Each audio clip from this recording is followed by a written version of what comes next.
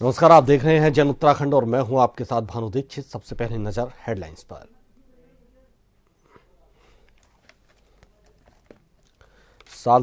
CM Dhami ने गिनाए साल 2025 के लिए सरकार के लक्ष्य। कहा, उत्तराखंड का रजत जयंती वर्ष है, खास महत्वपूर्ण उपलब्धियां करेंगे हासिल।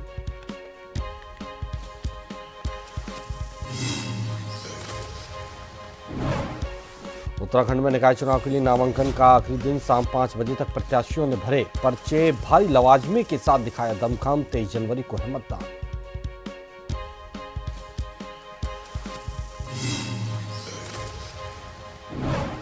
उत्तराखंड में 24 घंटे खुले रहेंगे hotel restaurant. New year celebration के लिए आ रहे पर्यटकों को देखते हुए सरकार का निर्णय। 1 सप्ताह तक लागू रहेंगे आदेश।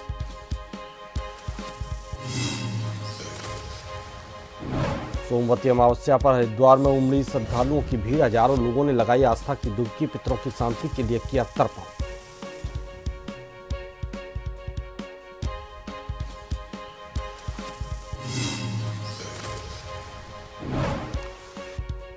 उत्तराखंड में कड़ाके की ठंड का दौर जारी। पहाड़ों पर बर्फबारी। चमोली में हिमस्खलन का अलर्ट। सीएम ने सचिवालय में ली अधिकारियों की समीक्षा बैठक।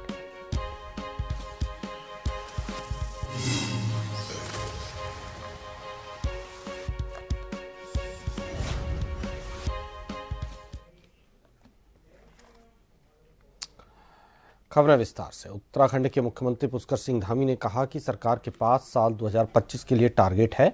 मुख्यमंत्री ने साल 2024 की उपलब्धियों के विषय में बताते हुए कहा कि 2025 हमारा रजत जयंती वर्ष है, हमारे लिए विशेष है और इस वर्ष हम और भी कई महत्वपूर्ण उपलब्धियों को हासिल करने का काम करेंगे। बहुत सारी उपलब्धियां हमको मिली हैं, चाहे हम आज राज्य नीति आयोग के द्वारा जो आंकड़े प्रतिवर्ष जारी किए जाते हैं सतत विकास के लक्ष्यों को प्राप्त करने में, उसमें उत्तराखंड राज्य पहले पायदान पर रहा है।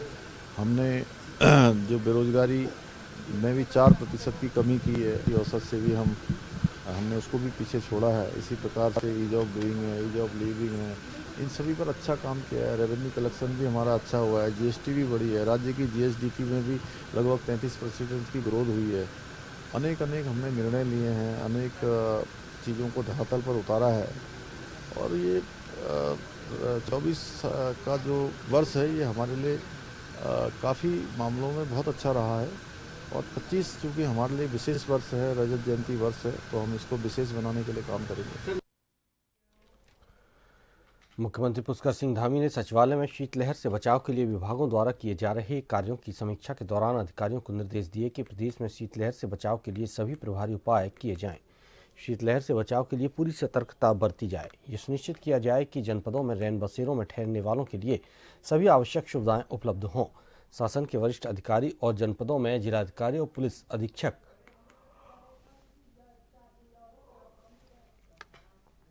रेन बसेरों की व्यवस्थाओं का समय समय पर निरीक्षण करें।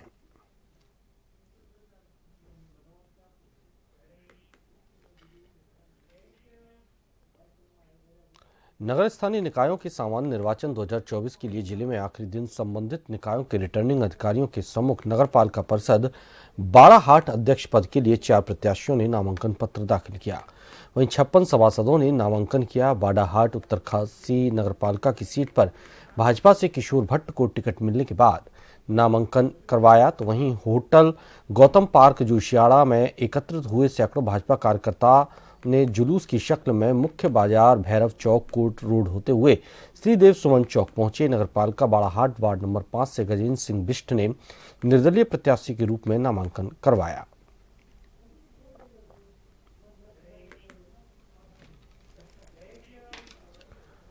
23 जनवरी को होने जा रहे नगर निकाय चुनाव को लेकर लोहाघाट नगर पालिका से पालिका अध्यक्ष पद के कांग्रेस प्रत्याशी रंजीत अधिकारी ने अपने सैकड़ों समर्थकों के साथ पालिका अध्यक्ष पद के लिए नामांकन किया।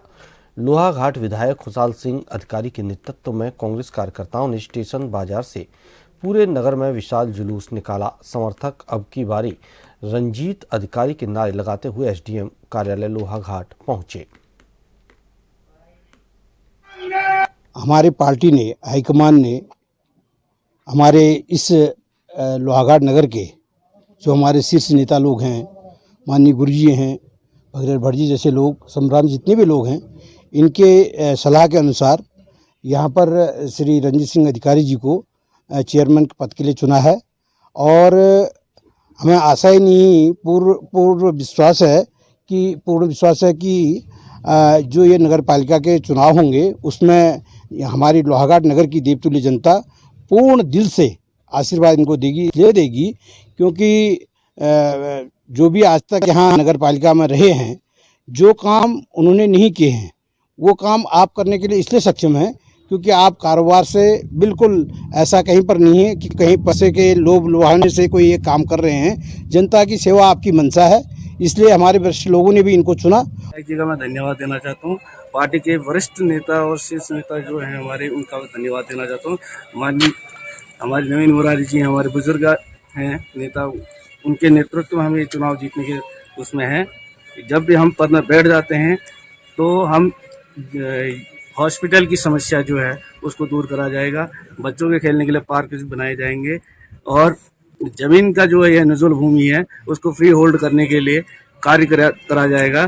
जितनी होगी ऊपर कोशिश करी जाएगी, माननीय विधायक जी द्वारा भी इसमें प्रेशर करा जाएगा। सरकार में जितना होगा उतनी हम कोशिश करेंगे इसके लिए।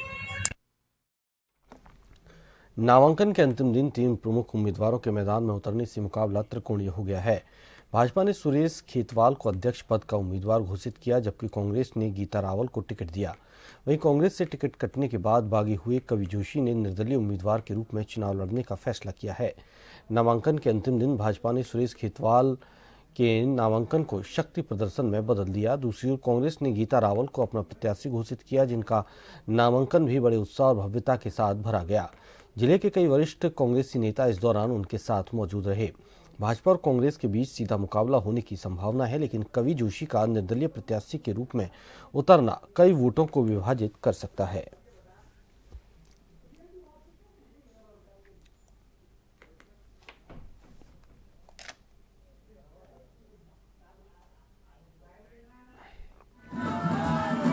मैं भाजपा का अधिकृत प्रत्याशी हूं और आज मैंने यहां पर नामांकन दाखिल किया है, तो मैं सभी लोगों का धन्यवाद करूंगा, अपने शीर्ष नेतृत्व का, अपने जिले के नेतृत्व का धन्यवाद करूंगा कि मुझे यहां पर आपके द्वारा जो है अधिकृत किया गया। और मैं पूर्ण विश्वास दिलाता हूं कि आपके द्वारा जो मुझ पर विश्वास किया है उस पर मैं कायम रहूँगा और हम लोग निश्चित रूप से सफल होंगे। और आप जानते हैं कि अभी मैं निवर्तमान अध्यक्ष भी रहा हूँ। इन 5 सालों में जो विकास कार्य यहाँ पर हमने किए हैं वो जनता के सम्मुख हैं। मैं पिछले 19 सालों से जनता की हर आवाज़, हर समस्या, हर जो भी दिक्कत जनता के बीच में होती थी, जो भी सरकार के गलत आदेश आते थे, उनके खिलाफ लगातार संघर्ष करते आया हूँ। और कुछ दिन पूर्व ही, 2 दिन पूर्व मुझे टिकट दिया गया, फिर धनबल के जो प्रयोग करके मेरा टिकट काटा गया है। और देखा होगा आपने, जैसे पहले एक बार आरक्षित हो चुकी थी सीट, मगर सब के सब अपने अपने घरों में सो गए थे। कुछ दिन बाद वहाँ भी धनबल का प्रयोग करते हुए सामान्य सीट कराई गई। हमारे आला कमान के सभी नेताओं का और प्रदेश नेतृत्व का, जिला कांग्रेस कमेटी का आभार व्यक्त करती हूँ। उन्होंने मुझे कांग्रेस का अधिकृत प्रत्याशी घोषित किया और मुझ पर विश्वास किया और उससे भी बड़ी बात एक महिला का सम्मान किया। और मैं यही कहना चाहूँगी कि नगर क्षेत्र की जो, क्योंकि 2013 से 2018 तक मैं पहली बार भी मुझे मौका मिला और बागेश्वर की जनता ने मुझे भरपूर आशीर्वाद दिया। और जो मेरी एक विकास यात्रा थी, मेरे जो एक सपने थे, जितने अधूरे काम थे, बहुत सारी चीज़ें सोची थी, क्योंकि समय बहुत कम होता है, तो उनको पूरा करने का मैं काम करूंगी। डोईवाला के स्थानीय निकाय चुनावी मैदान में जहां राजवीर खत्री ने डोईवाला नगरपालिका अध्यक्ष पद के लिए निर्दलीय नामांकन किया, तो वहीं भाजपा से खफा होकर संजीव सैनी निर्दलीय चुनाव मैदान में कूद चुके हैं। दोनों ही प्रत्याशियों ने अपने अपने दलों पर उपेक्षा का आरोप लगाते हुए कहा कि जनता के सहयोग से चुनाव जीतेंगे और अपने क्षेत्र का विकास करेंगे।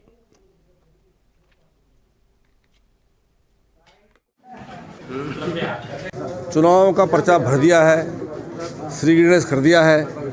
हमने जो जनता की सेवा लगभग 38-40 वर्ष से की है, जो समस्याओं का मुद्दा हमने उठाया है, जिन मुद्दों का हमने हल कराया है, जो मुद्दे उस चुनाव में होंगे, जो मुद्दे हमको लगता है कि जो यह इस क्षेत्र में डोबेवाला क्षेत्र में कमी रही। अभी मैंने कल भी आपको, परसों आपने मेरी बाइट ली थी तो मैंने बताया था उसमें कि जो है उस तरह से जो भी समुचित जो कार्य होंगे नगर पालिका के लिए, जो मुद्दे हम प्राथमिकता में हमने नोट किए हुए हैं, उन मुद्दों को स्वच्छता का मुद्दा है, ट्रैफिक का मुद्दा है, चाहे वो जो बाहरी व्यक्तियों द्वारा यहाँ अतिक्रमण किया गया उनका मुद्दा है, तो सभी के मुद्दे लेके हम जनता के बीच में आए हैं। बांके बिहारी जी के आशीर्वाद से, माँ सुरकंडा के आशीर्वाद से चुनाव में ताल ठोकी है। और हम जब क्षेत्र में ज़्यादा बहुत सारी समस्याओं का देखते थे कि बहुत सारी समस्या हमारे क्षेत्र में, जैसे सीसीटीवी कैमरा, कई जगह चोरी हो जाती है, सीसीटीवी कैमरे नहीं, चोर को पकड़ नहीं पाए, सीसीटीवी कैमरे नहीं है। कई जगह रोडों की इतनी हालत ख़राब है, अभी देखा होगा आपने कोठारी मोहल्ले में कितनी स्थिति ख़राब है, रोड को सुनने को तैयार नहीं है। और कई जगह पेयजल की दिक्कत है, कई जगह ऐसी दिखते हैं कि हम, जैसे मेन मुद्दा हमारे यहाँ एक गौशाला का है, जो गौशाला हमारे क्षेत्र में नहीं है। और हमारे भाई अब यहाँ से गाय माता को लेकर कोई विकास नहीं कर जाता, कोई ऋषिकेश जाता है। ये सबसे बड़ा अहम मुद्दा है। नामांकन के अंतिम दिन सभी पार्टी के प्रत्याशियों और निर्दलीय प्रत्याशियों ने निर्वाचन कार्यालय लालकुआ पहुंचकर अपना नामांकन पत्र दाखिल किया, तो वहीं कांग्रेस पार्टी के प्रत्याशी डॉक्टर अस्मित मिश्रा ने भी भारी समर्थकों और पार्टी के वरिष्ठ नेताओं की मौजूदगी में अपना नामांकन पत्र दाखिल किया। इस दौरान उन्होंने कहा कि पार्टी आलाकमान ने उन पर भरोसा जताया, जिसे वो निराश नहीं करेंगी।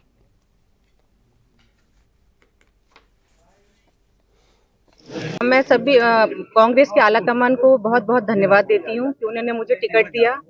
और हमारे ससुर जी श्री राम बाबू मिश्रा जी, उनके बाद जब अध्यक्ष पद से डेटा, उसके बाद जितना भी विकास कार्य रुका हुआ है उसको हम आगे बढ़ाएंगे और अच्छे से उसको कार्यान्वित करेंगे। मेहनत की जाएगी, पूरी 22 तारीख तक पूरी मेहनत की जाएगी, सबसे मिला जाएगा। 23 तारीख उनका जो भी सुझाव है वो चीज़ हम मानेंगे और उसको आगे करेंगे, फुलफिल करेंगे। जो 13 में 18 तक मैं 5 साल चेयरमैन रहा, मेरे बहुत से विकास कार्य थे जो छूट गए। मेरी पुनः कोशिश होगी अपनी बहू को से कह के जो विकास अधूरे पड़े हैं उनको आगे बढ़वाऊंगा और विकास पूरे कराऊंगा। लाल कुआं की तस्वीर बदलने की कोशिश पूरी रहेगी हमारी। कहाँ का डैमेज, कैसा डैमेज, पहले तो ये बात हमारे भी समझ में नहीं आ रही। इसलिए कि कांग्रेस पार्टी बड़ी पार्टी है, इसके पास लंबा चौड़ा परिवार है, लंबा चौड़ा रिश्ता नाता है जनता के साथ। और मैं विशेष रूप से बताना चाहता हूँ, लालकुआं में जितना भी डेवलपमेंट हुआ है सब कांग्रेस शासन काल में हुआ। मैं उसके बारे में चर्चा नहीं करना चाहता हूँ, अपनी कुछ मेरे कार्यकाल में हुआ है। सारे काम कांग्रेस ने किए, भाजपा ने कोई काम नहीं किया। इसलिए कांग्रेस की सरकार लालकुआं में बनेगी तो उसका फायदा जनता को मिलेगा, ये जनता को समझना चाहिए। पार्टी का कैंडिडेट निश्चित रूप से जीतेगा, इसमें कोई शंका नहीं है। और मैं ये चाहूँगा कि जो हल्का फुल्का कार्यकर्ता नाराज भी हैं, जो तो हमारे यहाँ संगठन है लालकुआं का, उसकी जिम्मेदारी है कि वो उनको समझा बुझा करके शांत करे। और ऐसी कोई बात नहीं है कि कोई प्रत्याशी हमारी गलत है, ये कोई नहीं कर सकता। एक योग्य प्रत्याशी है, उनका परिवार हमेशा कांग्रेस ही रहा है और वो भी स्वयं कांग्रेस की है लंबे समय से, और एक बहुत अधिक पड़ी हुई है। फिलहाल यहाँ रुकेंगे एक छोटे से ब्रेक के लिए।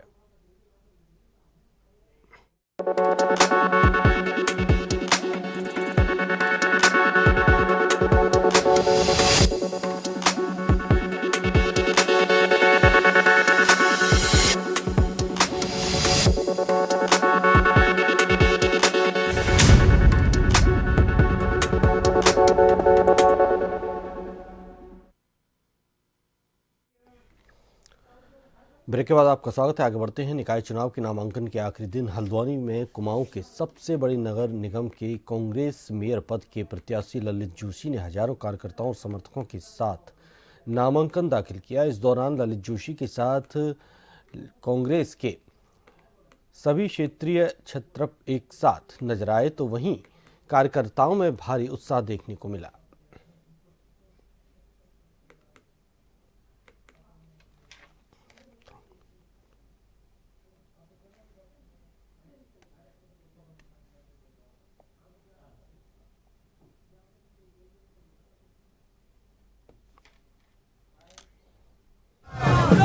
मैं आपको देखिए, जहाँ तक मैं अपनी बात कहूँ, मैं ऋणी हूँ हर चीज़ का। जो कुछ मुझे मिला बहुत संघर्षों से ज़रूर मिला, लेकिन ये पद है जिसके लिए मेहनत करनी पड़ेगी भविष्य में। अभी हमारे पास काफ़ी लंबा समय है। मैं ये जानता हूँ कि एक बार फिर महाविद्यालय की पुनरावृत्ति शहर में होने जा रही है और मैं कभी निराश नहीं करूँगा। नहीं, देखिए, बड़े उत्साह का विषय है कि कांग्रेस ने एक मजबूत दावेदार और प्रत्याशी उतारा है ललित भाई के रूप में, और पूरी पार्टी एकजुट होकर उन्हें लड़ाएगी। मजबूती से चुनाव में हम लड़ेंगे और मेयर पद पर इस बारी कांग्रेस पार्टी काबिज होगी, ऐसा मेरा। शैली को देख करके, छात्र नेता से लेकर के यहाँ तक जो उनका सफर रहा और पार्टी में जो उनका योगदान रहा, उसको देखते हुए उनको आज पार्टी का प्रत्याशी बनाया गया। इसके लिए मैं हल्द्वानी नगर निगम के सभी अपने कांग्रेस के बड़े पदाधिकारियों को, संगठन के साथियों को, अध्यक्ष को, नगर अध्यक्ष को और विशेष रूप से विधायक श्री हृदयेश जी को बहुत बहुत धन्यवाद देता हूं कि उन सब के सहयोग से मुझे बहुत बड़ा बल मिला। 23 जनवरी को होने जा रहे नगर निकाय चुनाव को लेकर returning officer SDM Lohaghat Nitesh Dagar ने बताया कि लोहाघाट नगरपालिका अध्यक्ष पद के लिए कुल 6 प्रत्याशियों ने अपना नामांकन किया है, जिसमें भाजपा, कांग्रेस के अलावा 4 निर्दलीय प्रत्याशियों ने नामांकन किया।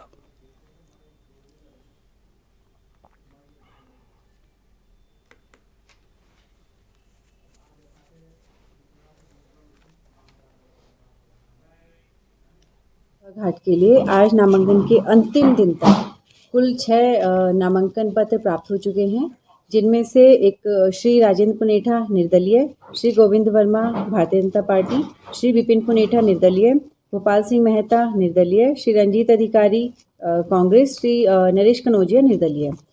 कुल 4 निर्दलीय, एक बीजेपी और एक कांग्रेस द्वारा नामांकन पत्र जमा किया गया है और कल 31 और 1 तारीख को हमारे यहाँ 2 दिन समीक्षा की जाएगी। जो नामांकन पत्र है उनकी जांच की जाएगी और जांच के उपरांत 1 तारीख की सायं तक उसकी रिपोर्ट जिला कार्यालय को प्रेषित की जाएगी। नॉमिनेशन का अंतिम दिन है। आज हमारे पास 23 कैंडिडेटों ने 24 नॉमिनेशन फॉर्म जमा करे हैं। कल तक 22 नॉमिनेशन फॉर्म जमा हुए थे, आज 2 हैं। टोटल 24 नॉमिनेशन हुए, लेकिन 23 लोगों ने करे हैं, 24 एक में 2 करे हुए हैं। इसमें हमारे जो है 7 वार्ड हैं, 7 वार्ड वाइज मैं बता देता हूँ। वार्ड नंबर 1 सार्किटोला में 3 नॉमिनेशन आए हैं और वार्ड नंबर 2 बजरंगबली में 5 आए हैं और वार्ड नंबर 3 में लोहावती में 2 आए हैं। वार्ड नंबर 4 ऋषिसर में 4 और धड़ाढूंगा जो है उसका वार्ड नंबर 5 है, उसमें 3 आए हैं। मीना बाजार वार्ड संख्या जिसकी 6 है, उसमें 3 आए हैं और कचहरी वार्ड संख्या 7 उसमें 3 आए हैं। टोटल 23 नॉमिनेशन मिले हैं हमें। हल्द्वानी में भारतीय जनता पार्टी के मेयर पद के प्रत्याशी गजराज विश्व में पार्टी के वरिष्ठ नेताओं के साथ मिलकर शक्ति प्रदर्शन किया और एसडीएम कोर्ट पहुंचकर नामांकन पर्चा दाखिल किया। भाजपा ने देर रात ही गजराज बिष्ट के नाम पर मोहर लगाई थी। कांग्रेस प्रत्याशी के नामांकन में जहां सारे नेताओं में एकजुटता दिखाई दी, तो वहीं दूसरी तरफ भाजपा में कई टिकट के दावेदार नामांकन में नहीं रहे।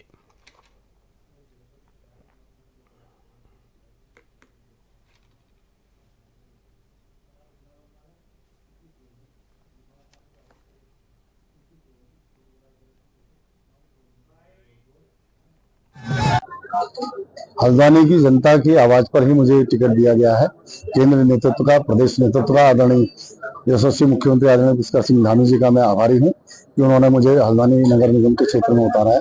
निश्चित रूप से हम नगर का विकास करेंगे, नगर को और आगे ले जाएंगे। प्रांतीय नेतृत्व को बधाई देता हूं कि उन्होंने गजराज बिष्ट जी का जो नाम सेलेक्ट किया है हम सब में, वास्तव में बहुत अच्छा नाम है और हम सब उनके साथ हैं। नाम तो बहुत हैं, एक से एक बढ़कर हमारे कार्यकर्ता हैं, मिलता एक ही को है।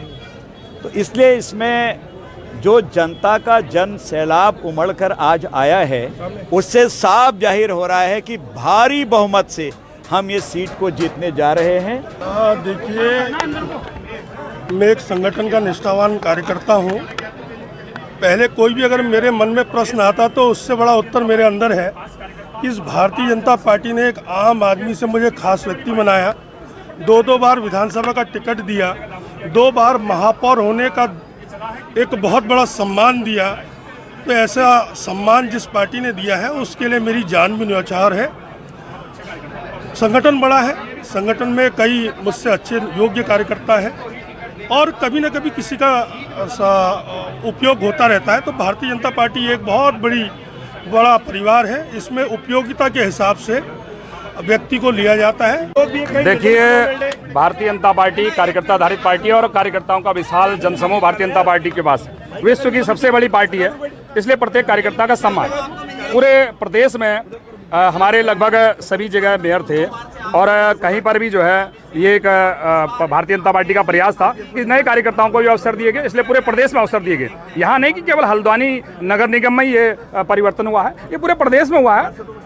पार्षदों में भी सभी जगह लगभग जहाँ पर हमारे जितने पार्षद थे उनको दिया गया। उसके अलावा नए कार्यकर्ता, क्योंकि कार्यकर्ताओं का उत्साह, आप देखिए आज कार्यकर्ताओं का उत्साह चरम पर है। निश्चित तौर पर जो प्रदेश में हुआ वो यहाँ भी हुआ और सभी जगह भारतीय जनता पार्टी जीतेगी।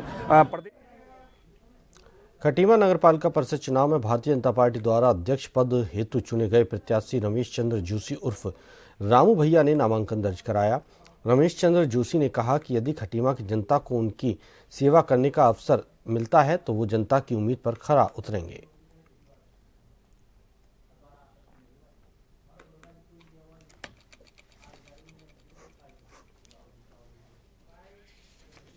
आभार करना चाहता हूँ जिन्होंने मुझे इस लायक समझा और इस नगर की सेवा करने का मुझे मौका दिया।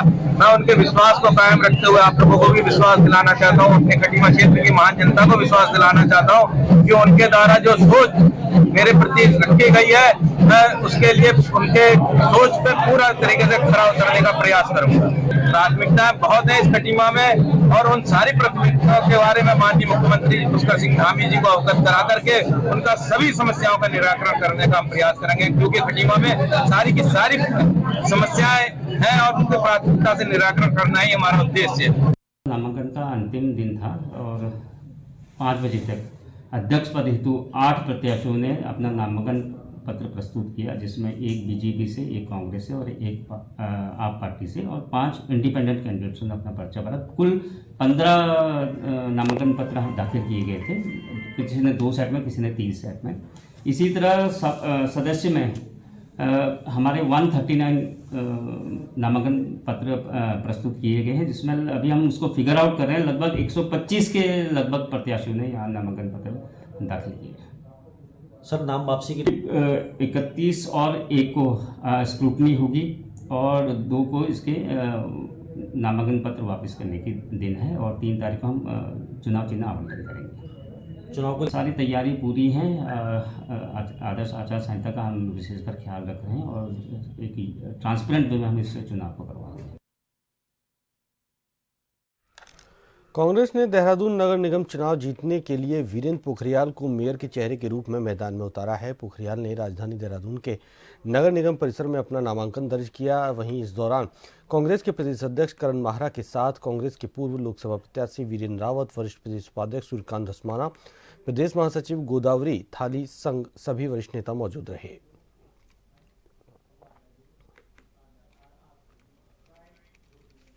जो शहीद हैं उनको मैं नमन करता हूं, क्योंकि हमने जो उत्तराखंड की जो लड़ाई लड़ी इसमें से 42 लोगों की शहादत हुई और उसको हम याद रखते हुए और शीर्ष नेतृत्व का भी धन्यवाद करना चाहता हूं, जिन्होंने एक आम कार्यकर्ता, एक आंदोलनकारी पे आस्था जताई है और मैं पूरी पार्टी को विश्वास दिलाना चाहता हूं कि उनकी आशाएं और आकांक्षाओं पर मैं खरा उतरने की पूरा प्रयास करूँगा। देहरादून को स्मार्ट सिटी की जगह डेंगू सिटी बनाने का रहा हो, चाहे एक्सीडेंट्स के मामले हों, चाहे स्ट्रीट लाइट्स हों, सफाई के मामले हों, इन सारे मामलों में वीरेंद्र पोखरियाल आगे रहे। और मुझे खुशी इस बात की है कि अंकिता मर्डर केस में जिस तरीके से 12 बार मेरे साथ जेल जाने का काम उन्होंने किया, लगातार हमको गिरफ्तारियां हुई, उसमें साथ थे और आज ऐसे एक जागरूक और निर्भीक आदमी को कांग्रेस पार्टी ने टिकट दिया है। मैं उसके लिए कांग्रेस पार्टी का आभारी हूँ और उम्मीद करता हूँ। नगर निकाय सामान्य निर्वाचन की सफल संपादनार्थ जिला निर्वाचन अधिकारी संदीप तिवारी की अध्यक्षता में जिला कार्यालय में मतदान कार्मिकों का पहला रैंडमाइजेशन किया गया। जिले की 4 नगरपालिका परिषद और 6 नगर पंचायत में बनाए गए 80 पोलिंग बूथों के लिए 23 रिजर्व पार्टी सहित 103 पोलिंग पार्टियां बनाई गई हैं।